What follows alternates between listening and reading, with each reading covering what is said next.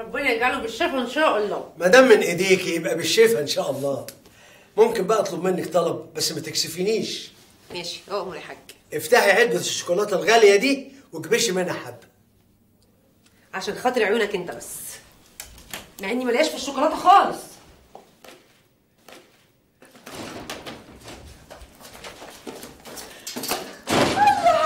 الله ايه يا بنت اللي بتحطيه في جيبك ده؟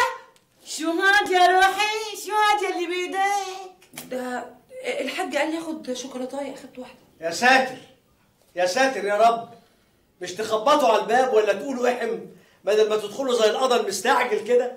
كيفك اليوم يا حجي؟ لك تقبر عيوني، انا شايفتك تاخذ العقل. ما شاء الله ما شاء الله، انت كل يوم احسن من اللي قبله. يلا يا حبيبي شد حيلك عشان تخرج من المخروبه دي. انا جبت لك معايا الاكل اللي بتحبه. لا لا لا لا لا معلش، لا كله للاكل بقى، يعني هو ما ياكلش غير اللي كاتب عليه الدكتور بس. نعم انت يا حبيبتي مش خلاص اديتيله الدواء؟ مستنيه ايه؟ ما تتفضلي بقى من غير ما تروض. الله، انت كمان هتتدخلي في شغلها. شو حبيبتي، ما عندك مرضى غير الحجي؟ روحي شوفي شغلك. اما والله عجايب، انتوا هتفهموا في شغلها احسن منها. بقول لكم ايه، اللي عايزه تقعد منكم هنا تقعد ما تفتحش بقها، مفهوم؟ بالراحه يا حاج فرج، النرفزه عشانك مش كويسه، الجرح لسه ما قفلش. لا تقبريني، نحن بس ما بدنا نعطلك. طب ممكن تسيبوني بس اعدل له المخدات ده بعد اذنكم طبعا يعني. اعدلي اعدلي يا زهره زي ما انت عايزه، سيبك منهم. شهد على الافتراء، انا كنت عملت ايه في دنيتي يا رب؟ ممكن بقى تتفضلوا في الصالون؟ البنات عايزين يشوفوك. تعالوا يا بنات يا بنات، تعالوا بسرعه شوف ابوك. يا حبايبي يا حبايبي حبايبي وحشتوني يا حبايبي. لو عوزت حاجه ابقى اضرب لي الجرس. تعالي هنا. ايه ده اهي اهي اهي. لا حول ولا قوة إلا بالله. عاجبكم كده؟ أديكوا زعلتوها. مين بقى اللي هيديني الحقن بعدها؟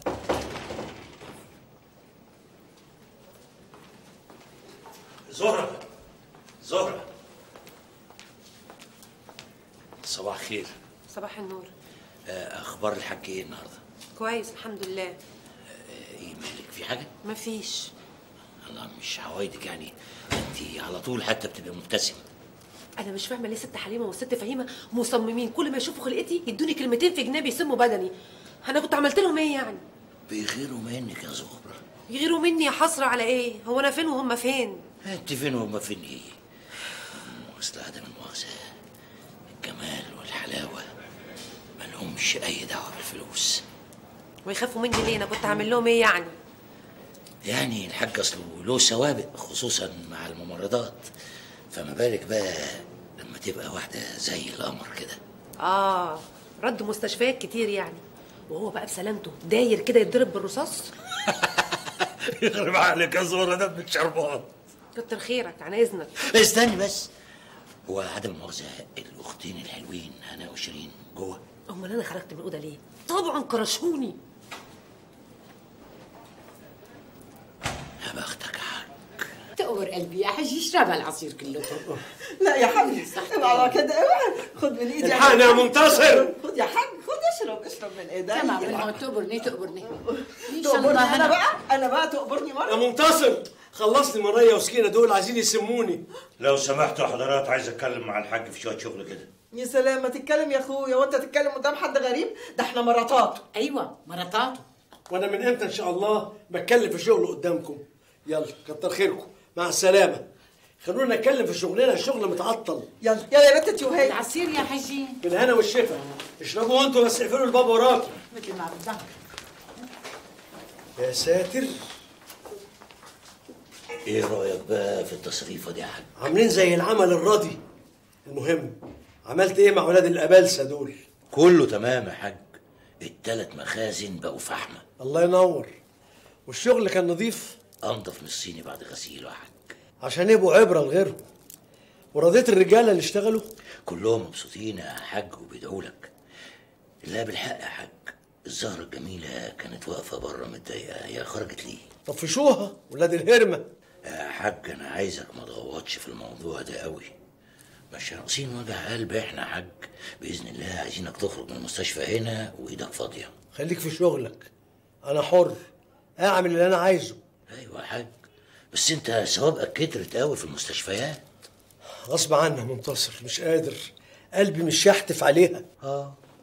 اهو ده اللي انا كنت خايف منه وعامل حسابه يا حاج. لا ما تخافش، ان شاء الله اللي تخاف منه ما يجيش احسن منه. قال لي قول لي، الواد ماجد ده بقاله كام يوم غطسان محدش بيشوفه، ما تعرفش راح فين؟ ايه يا ابني ده؟ انا اول مره اشوفك في الحاله المقندله دي. ايه اتدبيت على بوزك ولا ايه؟ عرفتها فين دي؟ في المستشفى اللي راقد فيها الحاج. دكتوره؟ لا. لازم كانت بتزور الحاج؟ لا. امال ايه؟ بتشتغل في السكيورتي بتاع المستشفى؟ الممرضه بتاعت الحاج. طب طمني، هي حلوه؟ جامده جدا، يعني تقدر تقول اجمل من رأتها عيني. يا سيدي، وكمان بقيت شاعر، ده انت حالتك بقت جيم. جيم وخاه وحاه لحد ما توصل لاخر الحروف الابجديه يا فريد. ماشي يا عم. طب انت ايه ناوي على ايه؟ والله ما اعرفش، اما اشوف الموضوع هيمشي ازاي. انتوا ما اتكلمتوش مع بعض؟ اتكلمنا، واللي عجبني فيها انها بنت واضحه وبسيطه وصريحه وما حاولتش تكذب عليا. تكذب عليك ازاي يعني؟ يعني من ناحيه مستواها الاجتماعي. يا عم مستوى ايه؟ انت مش تقول ممرضه؟ باينه. بس واضح انها من مستوى اجتماعي بسيط جدا وساكنه في حي شعبي قوي. خلاص يا عم، خد لك يومين معاها واقلب. اخد لي يومين معاها ليه يا حبيبي؟ وانت فاكرني زيك؟ هو في احسن من كده؟ يا حبيبي حرام عليك، احسن بالنسبه لك، لكن دي مش مبادئي انا. احبك يا بتاع المبادئ انت. ايه ده؟ استنى هنا قول لي، انت مش بتقول انها الممرضه بتاعت الحاج؟ اهو ده بقى الخطوره. الخطوره ازاي يعني؟ هو انت فاكر يعني ان جوز اختك هيعتقها؟ يا ابني ده راجل زواقه زي العبد لله كده. لا، ما افتكرش انه هيقدر المره دي. اشمعنى يعني؟ يا ابني ده راجل خبره.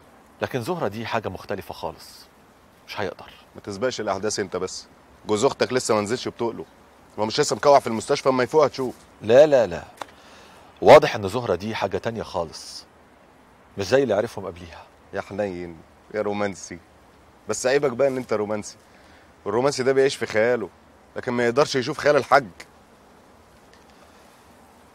ترى لا يا بنت عندك حق. شفتيه؟ شفته يجنن، ذوقك حلو قوي. كل حاجه فيه تجنن يا نوال، شخصيته، لبسه، ضحكه. مش عايزه اقول لك لما عينيه بتيجي في عينيه يا لهوي، ده الراجل اللي بحلم بيه طول عمري يا نوال. بس بصراحه ناقصه حاجه. ايه؟ فلوس الحاج فرج. الحب عندي اهم من اي حاجه، وبعدين خلي بالك ماجد مش ميح يعني. طب وهتعملي ايه مع خليل اخوكي والعريس الخليجي اللي كان جايبهولك؟ غراوي ما تفكرنيش بالشبح اللي دخل عليا. يا بنتي ده في ناس كتير بيتجوزوا بالطريقه دي وبيصمموا ياخدوهم معاهم ويسافروا. بصراحه الراجل ما لحقش يقول لي حاجه خالص. صدقيني انا واحده قريبتي عملت كده، عمل لها البحر طحينه عشان تسافر معاه. وبعدين ايه اللي حصل؟ اول حاجه يا ستي راحت هناك لقيته متجوز 3. يا نهار اسود. ثانيا شغلوها زي الخدامه، وطبعا هو لما خد مزاجه منها طلقها ورجعت لنا بشنطه هدومها. يعني ابن العفريته ده كان عايز يعمل معايا انا كده؟ امال انت فاكره ايه؟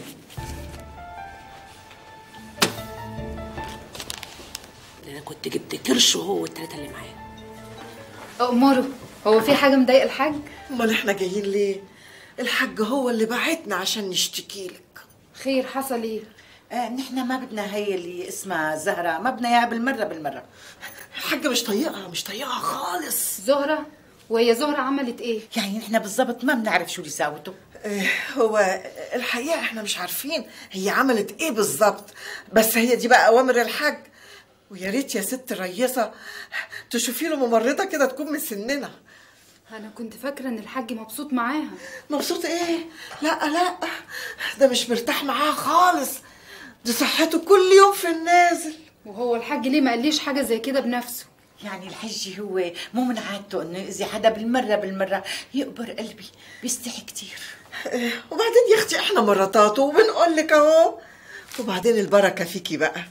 هو انت يا اختي مش يهمك راحه الحاج؟ بالراحه يا حاج. ربنا يريح قلبك. والله انا مش عارف اشكرك ازاي. ربنا يكرمك. تعبت معايا يا زهر. ما تقولش كده، تعبك راحه. ايوه ايوه يا ست الرئيسه. حاضر، انا هاجي حالا. حاضر.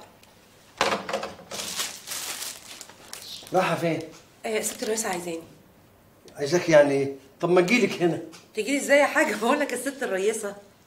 طب وايه يعني؟ فيها ايه يعني ما الرئيسه تجيلك هنا؟ انا ما قلت تجيلك يعني لازم تجيلك. معلش هروح اشوف هي عايزه ايه وهرجع لك على طول. وما تتاخريش عليا. حاضر. هتوحشني. تعالي رايحة فين؟ الحجينة. لا صاحي. ومدام صاحي سايباه لوحده ليه؟ تقبريني وشنو خلاكي تطلعي؟ اصل ست الرئيسه طلباني. طب يا حبيبتي ما تتأخريش عليه، انت عارفة انه ما بيقدرش يستغنى عنك. لا ما انا رايحه وجايه على طول. روحي يا حبيبتي. هتستلقى وحدها. ايوه يا ست رئيسه، انت من النهارده هتنزلي قسم الاطفال اللي في الدور الاول. قسم الاطفال؟ ايه مالك؟ لا ابدا ما فيش، انا كنت بس فاكره ان الحاج فرج متمسك بيا. ومين بقى اللي قالك كده؟ ده على اساس ان مفيش ممرضات غيرك هنا في المستشفى؟ لا في طبعا. طب خلاص، يبقى تنفذي اللي بقولك عليه. حاضر، بس ممكن اعرف ايه السبب؟ دي تعليمات الاداره. في حد يعني اشتكى مني؟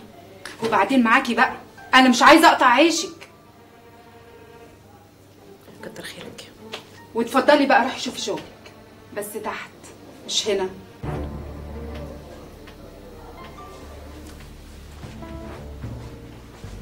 عارفه مين اللي ورا الموضوع ده؟ مين اللي ورا؟ مراتات الحاج فرج. ليه وانا كنت عملت لهم ايه يعني؟ انا سامعاهم بيقولوا للرئيسه ان الحاج عايز يغيرك وانك انت مش مريحاه. بقى الموضوع كده.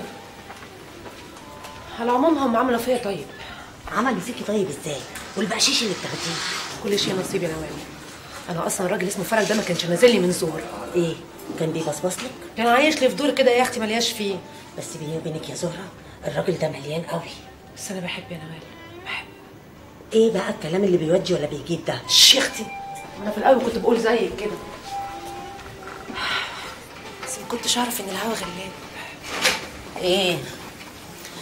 قلبك اتعلق بالطيار؟ انا ما كنتش مستحمله اللي اسمه فرج ده غير عشان حاجه واحده، اني كنت بشوف عنده ماجد. ايه الحكايه يا منتصر؟ فين زهره؟ ما جاتش تديني الحقنه ليه؟ انا سالت عليها يا حاج ما لقيتهاش، يعني الظاهر تقريبا عندها مهمه تانية. اهم مني؟ معقول الكلام ده؟ يا حاج ما هو جايز فيه مريض تاني حالته خطر ومحتاجين له. خطر ايه بس؟ مش اخطر من حالتي، ده انا الجرح لسه ما قفلش. يا حاج بعد الشر عنك، ده انت الحمد لله دلوقتي بقيت زي الفل. انا بتكلم جد يا منتصر، طول ما زهره بعيد عني انا حالتي زي الزفت. ما هو احنا كمان يا حاج ما نقدرش نشقلب نظام المستشفى. مش شغلي، اتصرف. يعني انت محتاجها يا حاج؟ طبعا محتاجها. بقول لك انا حالتي خطيره خطيره جدا، الجرح لسه ما قفلش، خليها تيجي تبص على الجرح. لا يا حاج ما دام حالتك خطيره قوي كده هندهلك الدكتور بقى. دكتور ايه يا بني ادم؟ افهم، انا بقول لك عايز زهره، حالتي مش هتتحسن الا لما تيجي زهره. الله، انت مش عايز تفهم ليه؟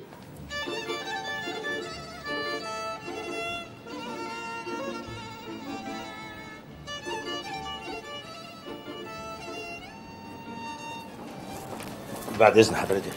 ايوه يا فندم. ما تعرفيش الاقي الممرضه زهره فين؟ هتلاقيها في جناح الحاج فرج يا فندم. ايوه ما انا لسه جاي هناك ما هياش موجوده. هتبقى خلصت الورديه بتاعتها ومشيت. متشكر. العفو.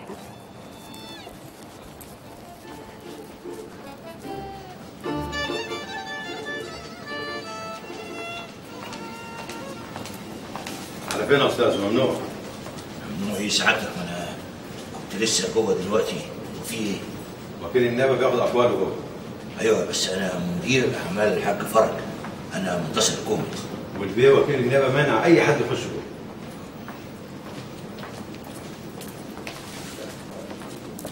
في ايه بالظبط؟ شوف يا حاج، دي تاني مرة أجيلك وحضرتك مصر إنك ما تتهمش أي حد. ما أنا هتهم مين يعني؟ مفيش حد يستاهل. مالكش أي أعداء؟ لا يا حضرة الوكيل، أنا الحمد لله الناس كلها بتحبني وبحبهم. ما سبقش إنك شفت الشخص اللي أطلق عليك النار قبل كده؟ أنا مش متعود أبص لحد. السواق بتاعك بيقولوا إنهم كانوا قريبين من العربية اللي أنت كنت راكبها. أنا لا مؤاخذة يا حضرة الوكيل، لما أكون راكب العربية بتاعتي لا ببص يمين ولا شمال، يا إما بتكلم في المحمول مع حد من الموظفين بتوعي، يا إما في حسبة في دماغي بدورها. أمال تفتكر اللي ضرب عليك النار كان عايز يقتلك ليه؟ أنا عرفني، ما تسألوهم، أنا كمان نفسي أعرف. ما احنا كمان ما نعرفش هم مين عشان نسألهم. خلاص يبقى ما فيش غير ربنا سبحانه وتعالى هو اللي يعرف. طيب يا حاج، في أقوال تانية تحب تضيفها؟ شكرا يا حضرة الوكيل، لو عندي حاجة كنت قلتها لحضرتك. يا بيه الأستاذ كان مستغرب إنه يدخل، بيقول شغال مع حاج فرج. حضرتك بتشتغل معايا؟ زي ما تقول حضرتك كده انا مدير اعمال الحاج فرج. الحاج فرج بيقولوا إن ملوش اعداء، الكلام ده رايك فيه ايه يا استاذ؟ منتصر الكومي سعادتك. نفتح محضر يا فندم؟ لا مفيش داعي دلوقتي، احنا بعدين هنستدعي الاستاذ منتصر ونسمع اقواله. مسألة مش محتاجة يا فندم استدعاء ولا سماع اقوال، كل اللي قاله لسعادتك الحاج فرج صحيح. يعني انت عارف كل اللي قاله الحاج فرج؟ مش سعادتك سألته إذا كان ليه أعداء ولا لأ؟ قال لك لأ. يعني أنت عارف إنه قال كده؟ طبعا يا فندم، لأن هو في الحقيقة فعلا ملوش أعداء. أنت كنت معاه في العربية لما انضرب بالنار؟ طبعا لا يا فندم. تفتكر مين يا أخ منتصر له مصلحة إنه يفكر في قتل الحاج فرج؟ أكيد واحد ما عندوش ضمير. عموما لو احتاجنا لك هنبعت لك.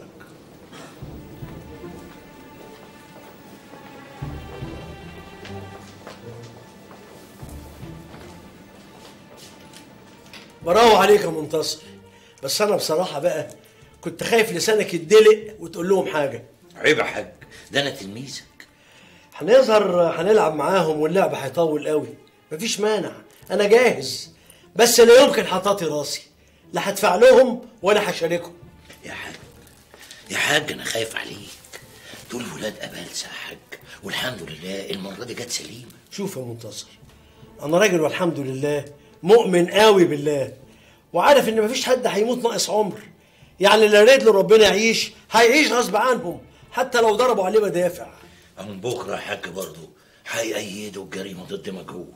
على رايك، زي ما هيأيدوا حريق المخازن اللي احنا ولعناها. على راي المثل، الحسن اخو الحسين. خلينا في المهم. لقيت زهره. كابتن ماجد، كابتن ماجد. ايوه. انت مش فاكرني ولا ايه؟ انا صاحبة زهرة. افتكرت، اهلا وسهلا. انت جاي عشان زهرة؟ يا فندم؟ قصدي يعني انت جاي عشان الحاجة فرج؟ طبعا. اصل زهرة مشيت. مشيت فين؟ يعني سابت المستشفى ولا؟ ما تتخضش قوي كده، هي خلصت الوردية بتاعتها وروحت. يعني هي مش موجودة مع الحاج؟ لا، ومش هتشوفها مع الحاج تاني. الله، ليه؟ يعني هو الحاج هيخرج من المستشفى ولا ايه الحكايه بالظبط؟ لا، اصل في ناس وحشين وقعوا ما بينهم فنقلوا زهرة. نقلوها؟ ناس مين دول؟ قلت له يا نوال مين اللي عمل فيا العمله السودا ديت؟ الا قلت له، طبعا قلت له. في عين امه وشه راح مليون لون لما عرف انك انتي اتنقلتي. بجد يا بنت يا نوال؟ صدق يا بنت، صعب عليا قوي. مش الواد قمر؟ لما عرف بقى قمرين. اخس عليكي بقى يا بنتي يا نوال، متخلوش يصعب عليا اكتر من كده. ولما انتي بتحبيه قوي كده هو بيحبك، ما بتقولوش لبعض ليه؟ عايزانا نعمل ايه بس يا نوال؟ كل واحد فيكم يقول للتاني على اللي في ضميره. انا مستنيه لما هو يقول لي الاول. هو باين عليه من النوع اللي بيتكسف قوي قوي. عمري في حياتي ما شفت لا ارق ولا اجمل من كده. والحاج مش رقيق؟ ده كفايه فلوسه. ما تفوقينيش، خلينا نتكلم عن ماجد. ماجد ايه؟ هو انت فاكراه هيسيبك؟ يا حبيبتي ده البتاع اللي شغال معاه داير عليكي المستشفى كأني تايه منه عيل. خليه هو تايه، احنا يا اخي تايهين مع ماجد. كلميني عن ماجد قولي. يا بت يا بت فوقي بقى، في حد يجيله الفلوس تحت رجليه ويرفضها؟ مين الحمار ده؟ كل اعوذ برب الفلق. يخرب بيتك. والله ايه حكايه الفلوس دي بقى اللي بتتكلموا فيها من الصبح؟ يا قاعدين يفكوا شر الجحيم. ازيك يا نوال؟ اهلا، ازيك يا اخويا، عامل ايه؟ ايه حكايه الفلوس ومين الحمار اللي استغنى عن الفلوس دي كلها؟ انت طبعا. يوه ما اقصدش يا اخويا، اقصد يعني ان انا كنت بحكي لها ان انت ما رضيتش تاخد خلو ورجل في البت بديعه وتجوزها للراجل العربي ده. يا ريتها دامت ايام الراجل العربي دي، خليت فيها عربي ولا انجليزي؟ ما خلاص بخ، زمانه دلوقتي طفش وفي واحد تاني غيري لاف عليه، جوزه بنته ولا اخته ولا امه حتى. معقوله يا خليل؟ لا يا اخويا انا ما صدقش ابدا ان انت تاخد خلو في بديعه وتجوزها واحد تاني غيرك. ايه يا زهره الكلام اللي انت بتقوليه ده؟ لا طبعا، خليل طول عمره اللي انا اعرفه ان هو بيحبها وهي بتحبه. يبقى ما تعرفنيش كويس. طبعا بنحب بعض انا وهي، قاعدين انا وهي على فرع كده وبنزقزق زي العصافير والندى نازل علينا. انت هتقولي طبعا العيله كلها حبيبه. ايه ده؟ ايه بتحب يا زهره ولا ايه؟ وقاعده على الفرع كده بتزقزق زي العصافير زي؟ انا يا اخويا لا بزقزق ولا بقعد على اي فرع، انا مرميه على الكنبه قدامك اهو. معلش والنبي سيبنا بس شويه، اصل احنا كنا بنتكلم في الشغل. شغل انتوا وهي؟ ايه خلاص مسكتوا وزاره الصحه؟ انتوا هيلا اخركم تجبسوا رجل ايد تغيروا على دمل. وبعدين زهره انا شامم ريحه مش كويسه. انت لازم تشم يا خليل، مش يا اخويا بتشتغل في مصلحه المجاري؟ بقول لك ايه، ريحتك طفحت علينا، معلش شويه كده. بقول لك ايه، كملي. هو ماجد كان لابس ايه؟ تفتري ده ايه يا حليمه؟ دي ممرضه بتأدي واجبها زي اي حد تاني في المستشفى وما عملتش حاجه غلط. واللي بتأدي واجبها دي زي ما انت بتقول تبقى خطافه رجاله؟ ايه؟ خطافه رجاله؟ زهره خطافه رجاله؟ ايه؟ خطافة رجال، والدليل بانه الحجي من وقت ما شافها بظت عيونه لبرا ولا عاد طايني ولا طايق فهيمه. انتوا غلطانين يا جماعه، الغيره المبالغ فيها من ناحيتكم على الحاج من اي واحده بتقرب منه هي اللي بتلفت نظره اكتر واكتر. انت ما بتعرفوا للحجي جاء على باله يجيب صبي. ايوه بس انا مش خايفه غير من الممرضه دي اللي ما تتسمى، اللي اسمها زهره، شكلها كده ما يطمنش. يا ست فهيمه بصراحه انتوا غلطتوا لما حاولتوا تبعدوها عنه. انا فاهم الحاج فرج كويس، الحاج ده عامل زي العيل الصغير، طول ما اللعبه قدامه هيزهد فيها، لكن لو حد فكر ياخدها من قدامه هيشبط فيها اكتر واكتر. شو بدنا نساوي لها يعني؟ يعني هنستنى لما الفاس تقع في الراس؟ فاس ايه وراس ايه؟ نفترض ان الحاج معجب فعلا بزهره وبيحبها وعايز يتجوزها. طب زهره دي ملهاش قلب؟ ما عندهاش مشاعر خاصه بيها هي؟ شو اللي بدك تقوله؟ حتى لو كان الحاج فرج متاكد ان هو لو اتجوز زهره هيخلف منها ولد، مش جايز زهره عينها من حد تاني او بتحب حد تاني؟ مش جايز هي ما بتفكرش بالطريقه اللي انتوا بتفكروا بيها؟ عموما يا اخويا خلاص اهي غارت في 60 داهيه، والحاج مش هيشوفها تاني ابدا. تفتكروا؟ اي فين زهره؟ ما جاتش النهارده ليه؟ الحقيقه مش عارفه يا حاج. ايدك تقيله قوي يخرب عقلك، انا حسيت بشنيور بيشك في جسمي. هو ايه اللي حصل بس يا حاج؟ حصل بوظان. انتوا يا جماعه اللي هنا حد يرد عليا، حد يعبرني. ايه المستشفى دي؟ مالك يا حاج في ايه؟ في مصيبه، في بوظان. مين المسؤول عن المستشفى البايظه دي؟ فين زهره؟ هاتولي زهره. هو مش حضرتك يا حاج قلت ان احنا نمشيها وانا جبت لك احسن ممرضه هنا؟ مين بقى اللي قال لك كده؟ انا قلت انكم تمشوها. مدام حليمه وفهيمه جم وقالوا لي انك مش طايقها. يا الحكايه بقى فيها حليمه وفهيمه اللئيمه. دول قالوا لي ان حضرتك محرج من الموضوع ده وانها بتوجعك لما بتديك الحقنه. بتوجعني؟ حقنه زهره بتوجعني؟ طب ده مفيش حد في مصر كلها بيدي حقن زيها، دي ايدها زي الريشه. طب دي وهي بتديني الحقنه كاني بسمع اغنيه من اغاني ام كلثوم. ايه راي حضرتك بقى ان انا عايزك ترجعي لي زهره حالا دلوقتي؟ السلام عليكم ورحمه الله وبركاته. وعليكم السلام ورحمه الله وبركاته. يا جدع انت بتشتغل معايا زي قلتك ليه يا حاج؟ لا سمح الله انا قصرت في حاجه؟ ازاي مصيبه زي دي تحصل من ورا ظهري؟ ازاي تسيبهم ينقلوا زهره؟ لا الحاج في الحكايه دي عنده حق، ها؟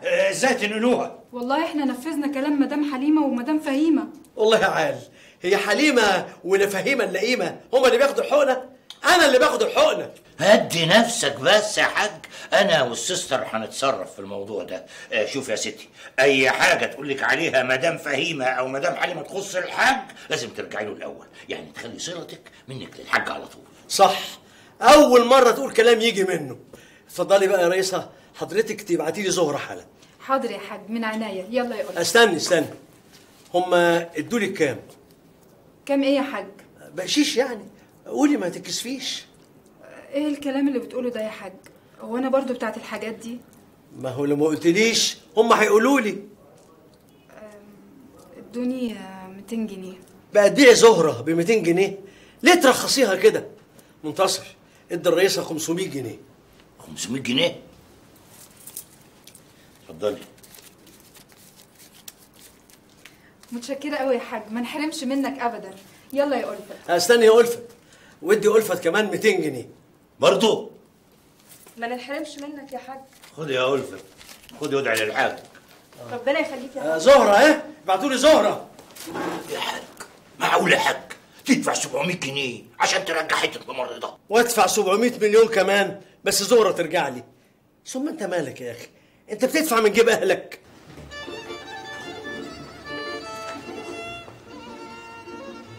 زهرة،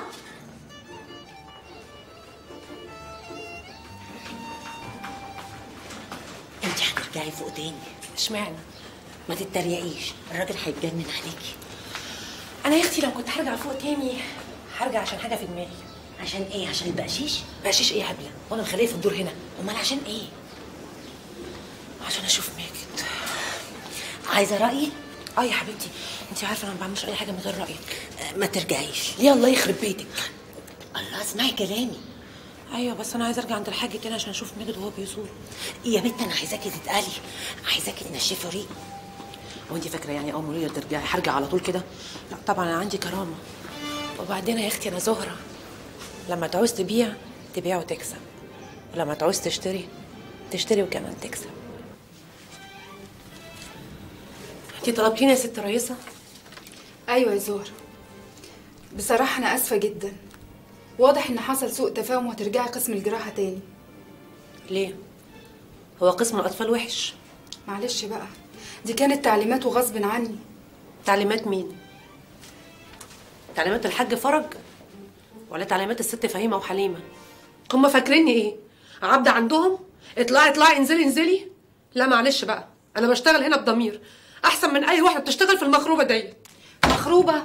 انت بتقولي على المستشفى اللي بتشتغلي فيها مخروبه؟ ايوه مخروبه، والشغل فيها كمان يقرف. مش كده يا زهره، ما تغلطيش. وبعدين يا ستي، هو مين زعلك؟ بعد كل اللي عملتيه فيا ده مين زعلني؟ تقدري تقولي انت نقلتيني ليه؟ ودلوقتي عايزه ترجعيني ليه؟ ليه؟ من كتر حبك فيا وخوفك على مستقبلي يعني؟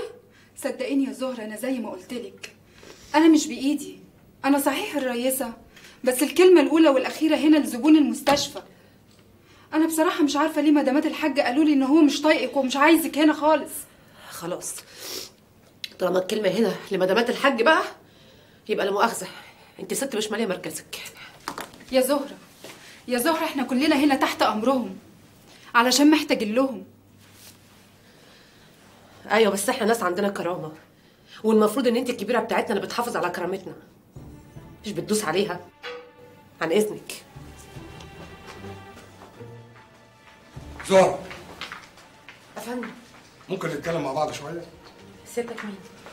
واحد جايب لك فرصه هتعوضك عن كل التعب اللي شفتيه في حياتك. فرصه ايه وتعب ايه؟ عن اذنك. لحظه واحده. انا مش فاهمه انت عايز ايه بالظبط.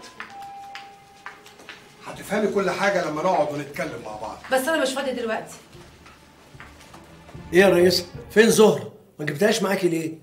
متاسفه يا حاج، مش راضيه. نعم يا اختي. سمعت حاجه يا منتصر؟ دي حضرتك قلتي حاجه؟ انا قعدت اعتذر لها واتحايل عليها لما لساني نشف معاها، بس مفيش فايده. يعني ايه مفيش فايده؟ بقى زهرة مش عايزه تمرضني انا الحاج فرج ابو اليسر اللي كل ممرضات مصر بحري وقبلي يتمنوا يمرضوني، مش عايزه تمرضني؟ لا الكلام ده مش مظبوط، ولا يا منتصر؟ يا حاج طبعا مش مظبوط. طبعا كلام مش مظبوط. قولي لي كده يا بنت الحلال، قولي لي بصراحه من غير لف ولا دوران. بصراحه بقى يا حاج هي مش عايزه تشتغل في المستشفى من اصله. طبعا ليها حق. ليه بتزعلوها؟ دي انسانه محترمه وعندها كرامه. ولا ايه يا منتصر؟ طبعا يا حاج من ناحيه محترمه وعندها كرامه. الله، انا متاسفه يا حاج، انا بصراحه مش عارفه اعمل معاها ايه. خلاص روح لها انت يا منتصر، بس اعمل حسابك لو رجعت من غيرها يبقى تروح على بيتكم كده من بره. وفينها السفيره عزيزه دلوقتي؟ يوم ما شفنا اللي اسمها زهره. صباح الخير استاذ منتصر. خير؟ هيجي منين الخير؟ ايه في ايه؟ اخبار الحاج ايه النهارده؟ اخبار الحاج ايه؟ يعني انتوا تعملوها وتيجي على دماغي انا؟ ليش تقبرني شو صار؟ تقبرني انتوا مش داخلين؟ خشوا بقى، خشوا استلقوا وعدكم. لك شو عم يحكي هذا الزلمه؟ يا اختي زلمه ايه؟ ودلوقتي كلام بالشامي؟ تعالي ما نشوف. بيقولوا لنا استلقوا وعدكم. تعالي شوي استر يا رب. يلا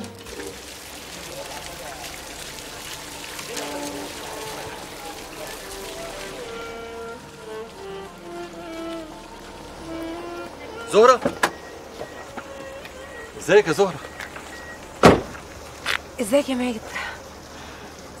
انت فين؟ بقالك مده ما شفتكش. مدة ازاي؟ انا تقريبا اول امبارح شفتك هنا. ايوه بس انت امبارح ما جيتش يعني. انت ناسي ان انا بشتغل طيار واحيانا الشغل بياخدني يومين و3 ايام، بس انت ماشيه بدري ليه؟ اصل بيني وبينك زهقت من الشغل في المستشفى هنا. امبارح نقلوني قسم الاطفال والنهارده عايزين يرجعوني تاني قسم الجراحه. قال ايه الحاج مصمم عليا. بس هو ده كان مكانك من الاول يا زهره يعني. ايوه بس الست حليمه وفهيمه هما اللي نقلوني. بيني وبينك يا ماجد انا مش عايزه مشاكل خالص. قلت اخد اجازه بقى لحد ما يخرج من المستشفى الحاج. وهتسلمي كده ببساطه وتخليهم يشمتوا فيكي؟ ايه رايك نخرج ونقعد في مكان هادي ونتكلم في الموضوع؟ موضوع ايه؟ الموضوع اللي احنا بنتكلم فيه ده. ضروري يعني؟ ضروري. اصلك انتي ما تعرفيش انا بحب الحاج فرج قد ايه، ومش عايزه يفتكر انك رافضه تكوني الممرضه بتاعته. قلتي ايه؟ قلت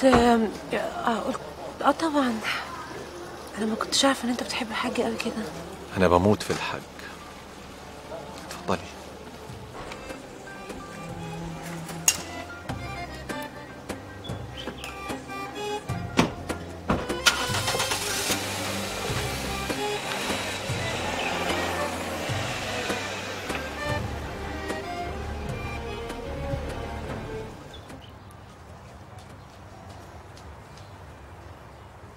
أنا عارف إن أختي ومدام فهيمة زعلوكي، لكن بصراحة هم معذورين. المشكلة في الحاج، لما بيشوفهم بيحاول يغيظهم ويحاول يصير غيرتهم. ايوه بس انا ذنبي ايه بقى يا كابتن ماجد؟ كابتن ماجد؟ ما بلاش كابتن دي، ماجد وبس. خلاص ماجد وبس. عشان خاطري بقى عايزك ترجعي للحاج. ايوه بس الحاج مش ناوي يجيبها البر. وبعدين بصراحه بقى انا سمعت ان هو راجل مزواج. يا زهرة مفيش حد في الدنيا يقدر يتجوز واحدة غصب عنها، إلا بقى إذا كانت ظروفها سيئة جدا. في ناس كتيرة قوي ظروفها سيئة جدا بتعمل حاجات غصب عنها. لكن اللي أقدر أقوله عن اللي بتعمل كده إنها زي اللي بتبيع نفسها. في ناس كتير جدا بتبيع نفسها عشان خاطر اللي في رقبتهم يعرفوا يعيشوا. ده يبقى نوع من الانتحار.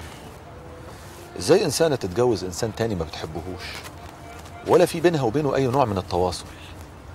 المشاعر والأحاسيس مش كلام بيتقال. المشاعر والأحاسيس هي اللي بتدي حياتنا قيمة، ومن غيرها حياتنا ملهاش لا طعم ولا لون. بعدين في ناس كتير ما معهاش فلوس، مع ذلك ما بيتنازلوش عن مشاعرهم وأحاسيسهم. أنا بقى بحترم الناس دي جدا. كلام حلو قوي، بس احنا في زمن صعب يا ماجد، زمن بيطحن البني آدمين. نغير الموضوع بقى. أنا عايزك ترجعي للحاج، مش عايزه يزعل منك عشان خاطري، وهتكون بقى فرصة أشوفك. أنت شايف كده؟ أنا شايف كده. بعدين مش هي دي الفرصة الوحيدة اللي بقدر أشوفك فيها؟ أنت ما كنتيش أساسا عايزة تيجي معايا هنا لولا قلت لك هنتكلم في موضوع الحاج. أيوه بس إحنا ما اتكلمناش في موضوع الحاج وبس. صح، إحنا اتكلمنا في مواضيع كتير، لكن ما اتكلمناش في أهم حاجة لازم نتكلم فيها. اللي هي إيه؟ ما اتكلمناش عن نفسنا. لا كل اللي في نفسك قوله، يعني اللي انت عايز تقوله قوله. طب مين فينا اللي هيبتدي؟ انتي ولا انتي؟ لا انا عايزه اسمعك انت الاول. يبقى انتي اللي تبتدي بقى. انا فاهم كان عندي حق، قلت الاقي سيادتك مرزوع هنا وقافل تليفونك من الصبح ليه؟ مش فاهم انا. مساء الخير. مساء النور. لا ده انت المفروض ترمي تليفونك ده في النيل يا راجل. ايه انت هتفضل قاعد هنا كتير؟ انا مرتاح كده. ما تقعد هناك زي الناس المحترمه. يلا سيبني. بعرفك على باشمهندس فريد مصطفى، زميلي في الشركه اللي بشتغل فيها. زميلك بس؟ ايه يعني؟ صاحبي وحبيبي واخويا واعز صديق عندي. ايوه كده تعبت. كمل بقى التعارف. زهره ممرضه في المستشفى اللي راقد فيها الحاج. وانا اقول الحاج طول في رقدته ليه؟ ده العيله كلها اتضربت باين. ليك حق يا معلم تنسى شغلك والمطار، دول دايخين عليك. تتكلم جد؟ امال ايه؟ لا مؤاخذه يا مدمزيل، اصلهم بعتوني يجيبوا من تحت تقاطيع الارض، بس انا بصراحه جيت هنا لا لقيت تقاطيع ولا لقيت ارض، انا لقيت الجنه، انا حاسس انها في الجنه يا اخواني. حيلك يا ابني. ايه ده؟ انت داخل حامي قوي كده ليه؟ انا مش مالي عينك يعني؟ يا عم ما تفصلنيش، سيبني اقول الكلمتين اللي عندي. ده مش كلام، ده غزل وغزل صريح. لا حادق انت قوي. المهم انت بس جري على المطار يلا، اصل في طياره طالعه المطريه وهم مزنوقين قوي في طيار. بس انا ما عنديش شغل النهارده. ايه؟ لا ما هو اصل انا سمعت ان اشرف محمود عنده ظروف، عيان او خالته بتولد في حاجه يعني. يلا يا حبيبي يلا عشان هم مستنيينك يلا. ما اقدرش، لازم اوصل زهره الاول. مالكش دعوه انت، انا هوصلك. لا ما تتعبوش نفسكم، انا هاخد تاكسي واروح. لا تاكسي ازاي وانا موجود؟ انا هوصلك انا. لا متشكره، انا اصلي عندي مشاوير كتير جدا هعملها قبل ما اروح يعني. النبي لو رايح كوت ديفوار هوصلك. اهو اصرارك ده هو اللي يخوف. ايه ده؟ مفيش ثقه ولا ايه؟ طبعا في ثقه في زهره، لكن انت الواحد يخاف منك يا اخي. ايه زهره دي؟ دي يا ابني اسمها زهره، افتح الزين. وبعدين لو ما عندكش ثقه فيا خلي عندك ثقه في نفسك. وانت خلي عندك شويه دم. ماشي. قول لي معاك فلوس ولا احاسب لك انا؟